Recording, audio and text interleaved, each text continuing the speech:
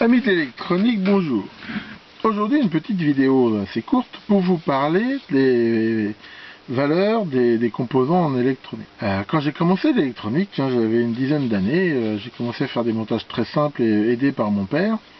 Et un truc que je comprenais pas bien, c'est pourquoi les valeurs de résistance, ils avaient pas pris des valeurs qui tombaient juste. Pour moi, ça aurait été vachement logique de prendre 1, 2, 3, 4, 5, 6, 7, 8, 9, 10. Il m'a fallu un petit peu de temps pour comprendre l'intérêt, en fait, d'avoir ces valeurs qu'on peut en effet trouver comme ça à première vue un petit peu spéciales, et qui sont en fait tout à fait logiques. Alors, je vous ai mis en lien dans la vidéo une page en français qui explique ça très bien du point de vue mathématique avec des progressions géométriques et tout. Mais en fait, pour bien le comprendre de façon très intuitive, il suffit de prendre un tableau Excel. Alors, il y a différentes séries de valeurs et ces séries de valeurs sont tout à fait dépendantes de la précision de la valeur de chaque composant.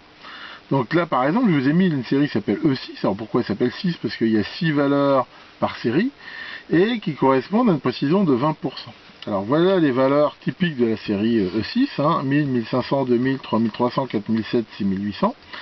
Et si on rajoute pour chacune de ces valeurs moins 20% et plus 20%, et ben on va voir quelque chose de très intéressant, c'est qu'en fait ces valeurs elles se recoupent, c'est-à-dire le maximum de la valeur ici 1000, on voit que c'est le minimum de 1500.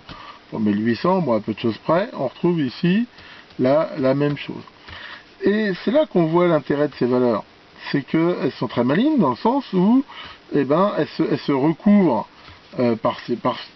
complètement, c'est-à-dire le fait de se dire, à un moment donné, le pire que je peux avoir pour une valeur de 1 kΩ, de toute façon, elle couvrira tout le range qui, après, sera occupé par celle de 1500 et ainsi de suite. Alors après, il y a plusieurs séries, en effet ça dépend de la précision, donc 20% c'est déjà pas terrible, maintenant on sait quand même faire mieux. Après il y a la fameuse série E12 qui est à 10%, celle qu'on utilise assez fréquemment. Après il y a E24 5%, 48 2%, 96 1%, 192 0,5% et pourquoi pas plus. Ici c'est vraiment le principe de ces valeurs qui comme ça à première vue peuvent paraître assez bizarres. Alors ça explique aussi pourquoi par exemple dans les condensateurs électrochimiques, généralement on trouve que ces valeurs-là.